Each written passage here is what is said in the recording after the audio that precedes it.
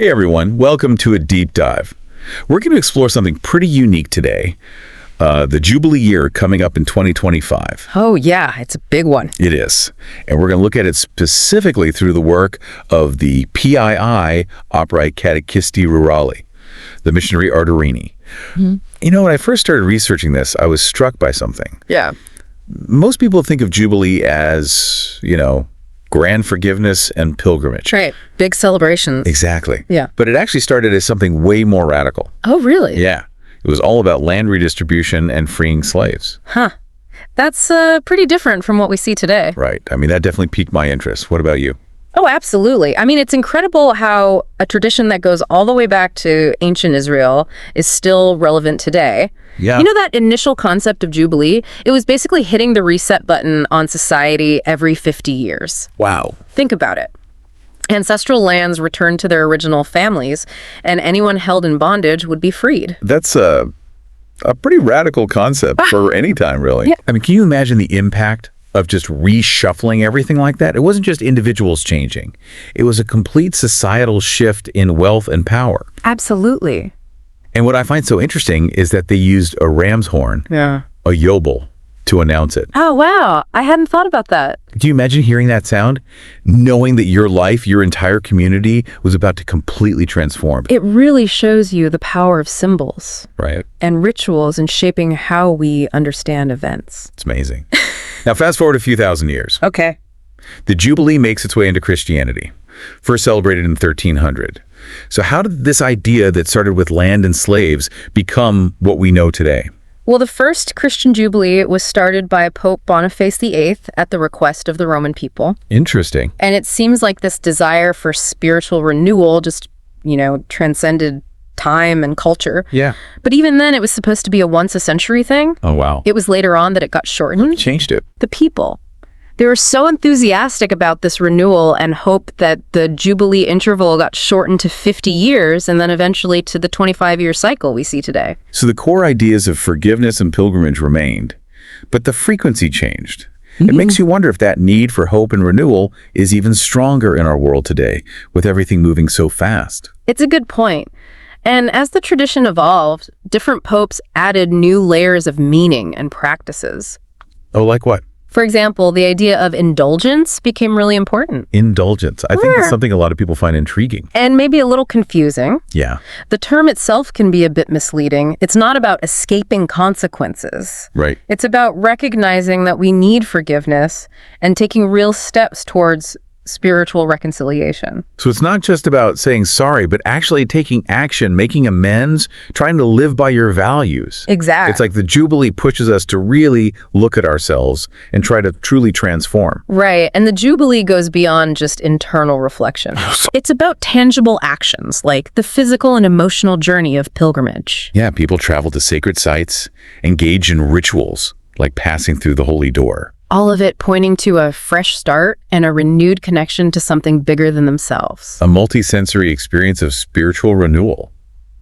And speaking of renewal, as we approach the next Jubilee year in 2025, Pope Francis has chosen a very specific theme. Hope does not disappoint. He even wrote an encyclical about it, Spes non confundit, which, for those who don't speak Latin, means hope does not disappoint. It's interesting timing, isn't it? It is. Why do you think he chose this theme, especially now? Well, with so much division and uncertainty in the world, it feels pretty timely. Yeah. Maybe Pope Francis is reminding us that even when things look bleak, hope can still guide us forward, a light towards a brighter future. Don't give up. There's still good in the world and we can make a difference. Right. And it's even more powerful coming from someone like Pope Francis, known for his compassion and focus on social justice. Absolutely. To really understand how these themes are being put into practice before the Jubilee year, we're going to look at the Missionari Ardorini. Their internal preparations, what they call ad intra, are really interesting. They're laying the groundwork, making sure they're fully embracing the spirit of the Jubilee within their own community before taking it outward. It makes sense, right? True transformation starts from within before it can spread to others. And they're not stopping there. They've also got their ad extra focus.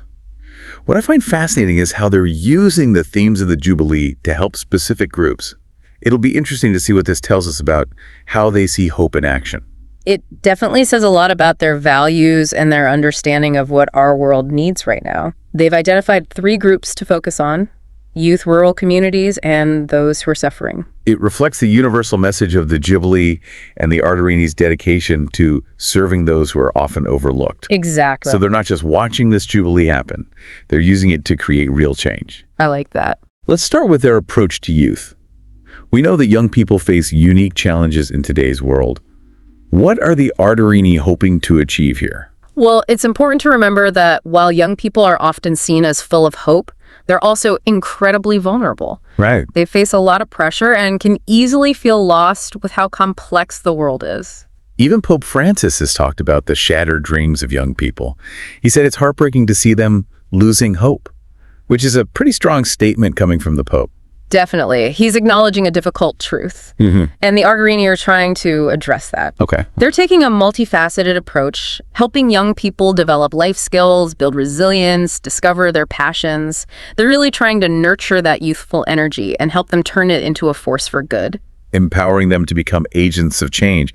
It's not just giving them hope, it's about helping them embody and spread that hope in the world. Now let's talk about their work with rural communities. Why focus on this group specifically? Well, it's a very deliberate choice rooted in their history.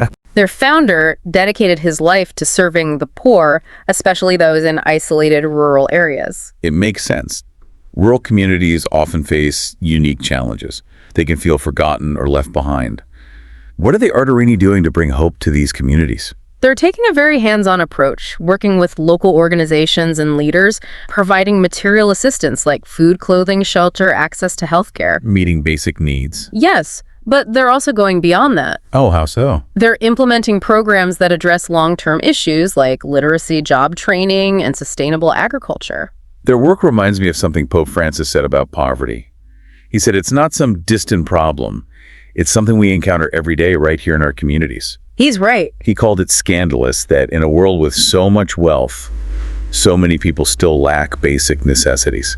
It's a challenge to see poverty not as an abstract concept, but as a lived reality for millions. And the Ardorini are responding to that challenge by working to alleviate poverty and bring hope to those who need it, recognizing the dignity of every person and trying to create a more just and equitable world. It's putting faith into action.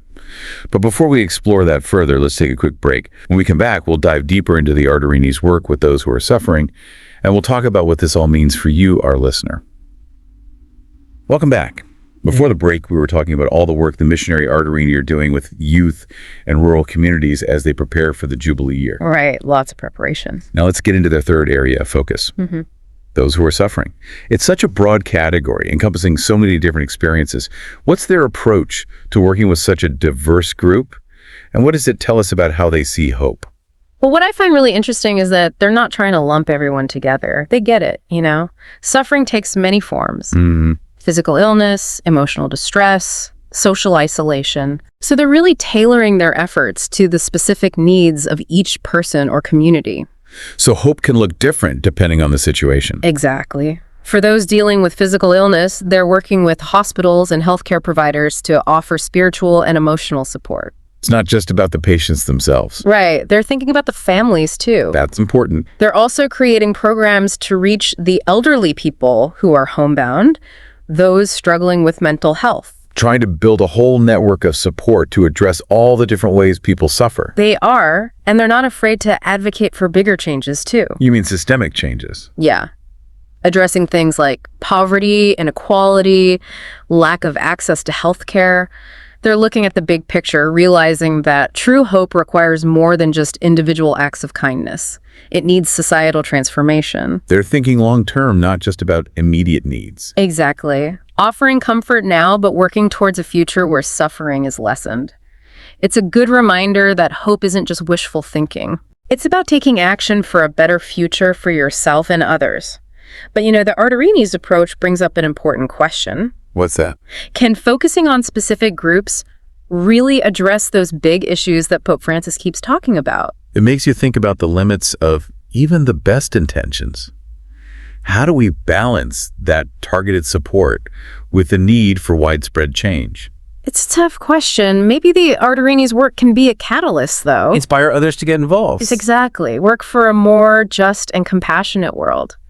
So we've talked a lot about the Arderini's plans for this Jubilee year. It's really insightful. But what about everyone else? Those of us outside the church or religious organizations. Right. How can individuals connect with this Jubilee year and grow its spirit into their own lives? Yeah, it's a good question. I think it's important to remember that the Jubilee isn't just for one group. It's a universal invitation to embrace forgiveness, renewal, and hope. We can all respond to that, even in small ways. Where do we even start? Self-reflection. Ask yourself, what burdens am I holding on to?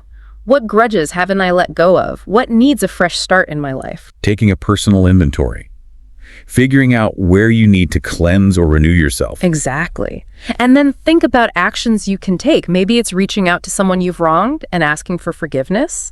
Maybe it's helping someone in need. Or maybe it's just taking time for quiet reflection. Your own personal pilgrimage. Exactly. It could be a physical journey to a sacred place or an internal journey of self-discovery and growth. Finding what speaks to you and taking small but meaningful steps towards embodying the spirit of the Jubilee in your own life. And holding on to hope even when things are tough. This Jubilee year reminds us that even in dark times, there's always light guiding us toward a better future. But it's not about passively waiting for that light. It's about actively seeking it, cultivating it within ourselves, and sharing it with others. And that brings us back to Pope Francis's theme, hope does not disappoint. It's a powerful message that hope is more than just a feeling. It's a choice. A choice we make every day. To believe in a better world and to work towards making it real. We've talked about the Arderini's preparations and ways you can personally connect with this Jubilee year, but before we wrap up, I want to mention one more thing.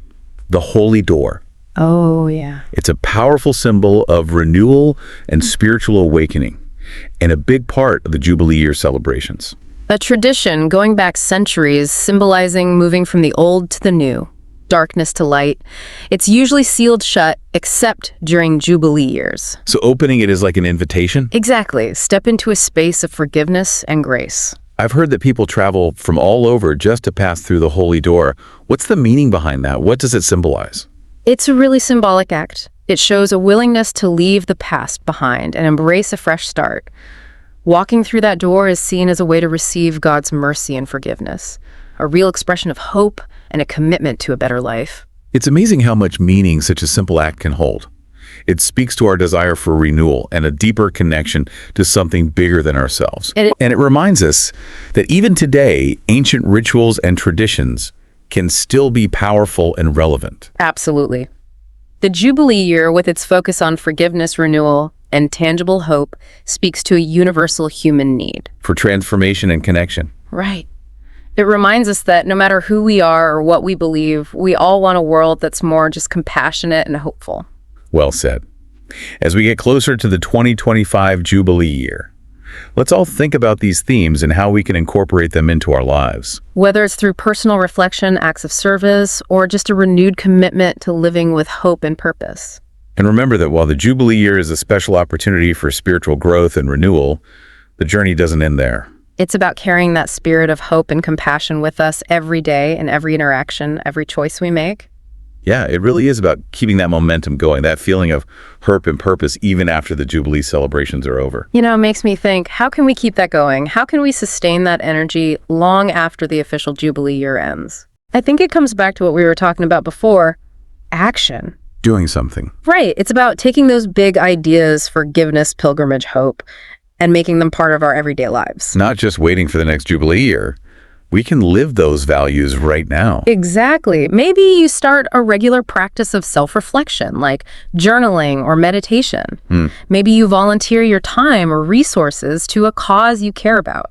Or maybe it's just being more aware of how you interact with people. Trying to be more forgiving, more compassionate, more understanding. Right. Little things that can make a difference. It's like planting those seeds of hope. In your own life and in the lives of the people around you. And over time, those seeds can really grow into something amazing. And then Jubilee year gives us a framework for that growth. Those rituals, symbols, themes, they can guide us and inspire us to work together. It's like a roadmap for a more meaningful life. Yeah. One that's based on hope, forgiveness, and helping others. And while the missionary Ardorini are a great example of how to live these values, there's no one right way to do it. That's true. That's the beauty of the Jubilee year. It lets each of us find our own way to renew ourselves and transform. So as we finish up this deep dive into the Jubilee year, we want to leave you with something to think about. In a world that's often divided and uncertain, how can you let the themes of the Jubilee year inspire you in the coming year and beyond? Think about forgiveness. Think about pilgrimage. Think about hope. And think about how those ideas can lead you to take action. Let this be a time for reflection, for action, for choosing hope, embracing forgiveness, and making a real difference in the world, one step at a time. And that's it for this deep dive into the Jubilee year. Thanks for joining us. We'll see you next time.